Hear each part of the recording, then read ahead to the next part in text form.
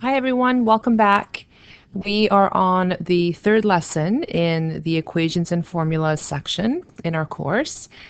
And the topic for today is solving equations with rationals. It is on page 5. There are 5 examples on that page that I'm going to go through today. All right, so rationals is just another name for fractions. So we are solving for x, but there is a fraction involved somewhere in the equation. All right, so what are we going to do? So the rules are you're going to multiply every term by the lowest common denominator and then do as before. So you're going to continue solving using the techniques that we had covered in the first 2 lessons.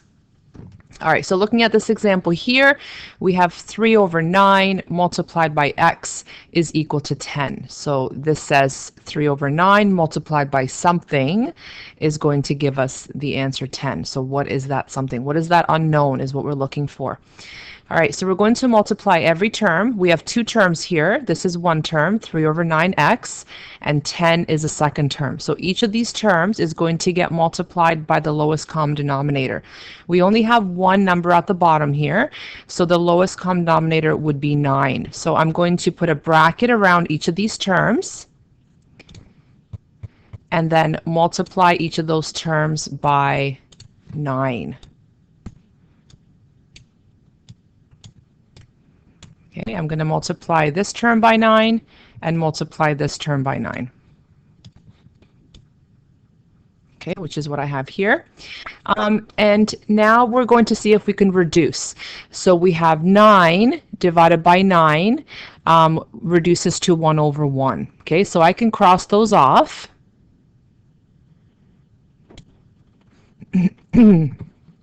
Okay, they're going to cross each other off. So all we have on this side here is 3x, and then on the right-hand side we have 9 times 10. 3x equals 90. Okay, and now we're doing part 2 that says do as before, which is, solving for x. And we know that if something is multiplied by the x, the opposite is divide. So we will divide this side by 3 and divide this side by 3. Okay, 3x divided by 3 is x, 90 divided by 3 is going to give us 30. Okay, so the answer is 30. So that means if you take 3 divided by 9 and multiply it by 30, the answer will be 10. All right, second example. We have 3 over 4 times a, subtract 1 over 3 times a is equal to 35. Okay, so same process. We're going to look for a lowest common denominator. So a number that is divisible by 4 and by 3, and that number would be 12. 4 times 3 is 12. So again, I'm going to put a bracket around each of my terms. And a common mistake that students make is they forget about the term on the right-hand side, this 35. This is also a term.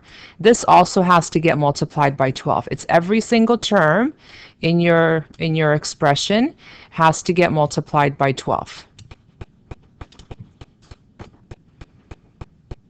Okay, so same thing in the next line. And now I'm going to see if I can reduce. So I'm going to reduce the 12 and the 4, right? 12 divided by 4 is 3, or you can look at it as 4 goes into 4 once and 4 goes into 12 3 times. So in the next step, I crossed off the 12 and the 4, okay, and I replaced it with a 3. And same thing for the second term. We have 12 at the top and 3 at the bottom. 12 divided by 3 is 4, so now I have a 4 in front of the second bracket, and then at the end we have 12 multiplied by 35. All right, so now it looks like there's a lot of numbers here, so I'm just going to rewrite what we're left with. So we're left with 3 multiplied by 3a, subtract 4 multiplied by 1a equals 12 times 35. Okay, so 3 times 3a is 9a, negative 4 times 1a is negative 4a, and then 12 times 35 is 420. Collect like terms. 9a minus 4a is 5a. So we have 5a equals 420. And now divide both sides by 5. Okay, that gives me a equals 84. Okay, and if you wanted to check if 84 is the correct answer, you could look at your original equation and replace the a with 84. Yep, 84, to see if the left side equals the right side, and it will. Third example.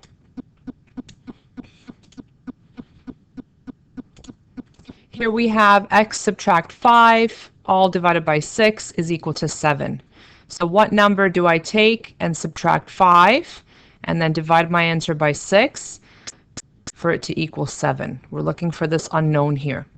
Okay, multiply every term by the lowest common denominator. So we only have one number in the denominator here, so that means we're going to use 6. Okay, same process. Take every term. So this is one term. This is our second term. Each of these terms is going to get multiplied by 6. Okay, I'm going to reduce over here because I have 6 divided by 6, so those will cancel each other out. All right, 6 divided by 6 is 1, so they're gone. And then on the right-hand side, we'll have 6 times 7, which is 42. Okay, so we really have just a 1 in the front here.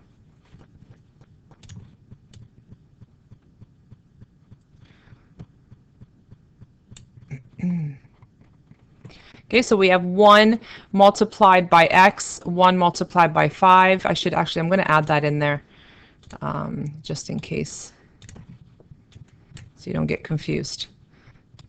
Okay, there was a 1 there, and I'm taking that 1 and multiplying it by everything inside the bracket, right? So I still end up with x minus 5 on the left-hand side. So we have x minus 5 equals 42, and so how do we isolate for the x? It's subtract 5. The opposite of subtracting 5 would be adding 5. So I'm going to add both 5 to both sides. So on the right, I end up with 42 plus 5, which is 47.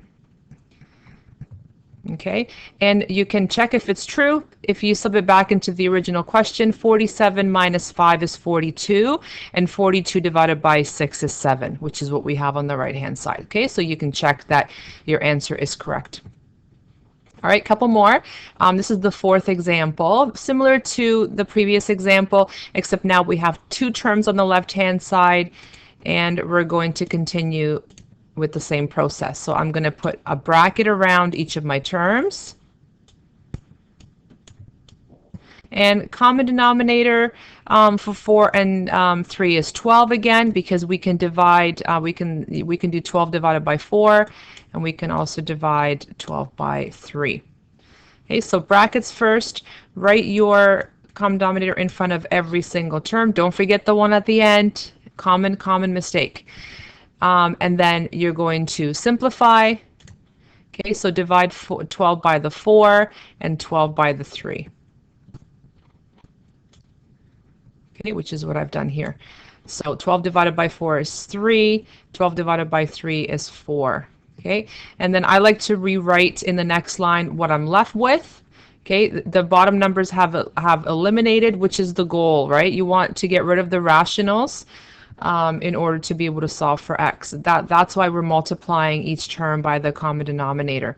So we're left with a 3 that gets multiplied by the x and the -2, and then 4 or -4 will get multiplied by x and -7. Okay, so I just like to summarize what I'm left with, just to clean it up a little bit. 3 times x is 3x, 3 times -2 is -6, and then -4 times x is -4x, and -4 times -7 is +28. And then on the right-hand side, we have 12 times 1, which is 12. All right, now I'm going to collect like terms, so we can group together the 3x and the -4x, right, which is going to give me -1, and then -6 plus 28 will give me 22.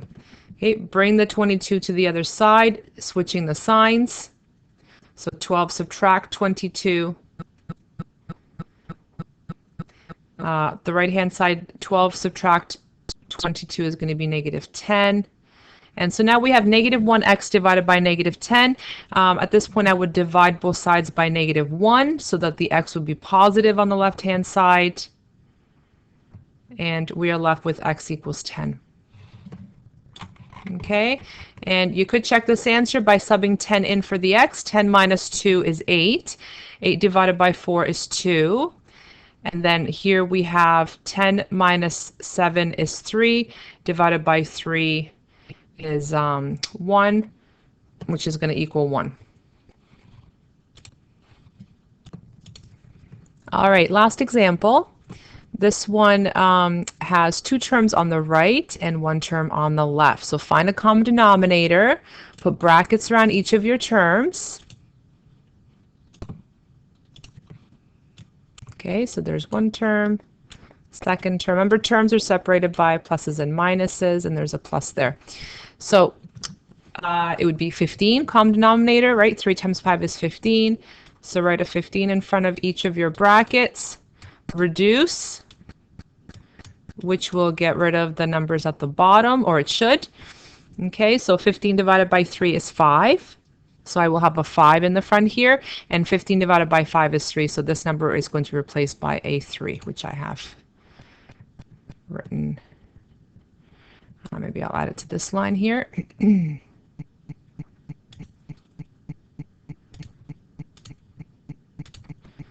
Okay, so this will cancel with that and give me a 5. And this 15 will cancel with that 5 and give me a 3.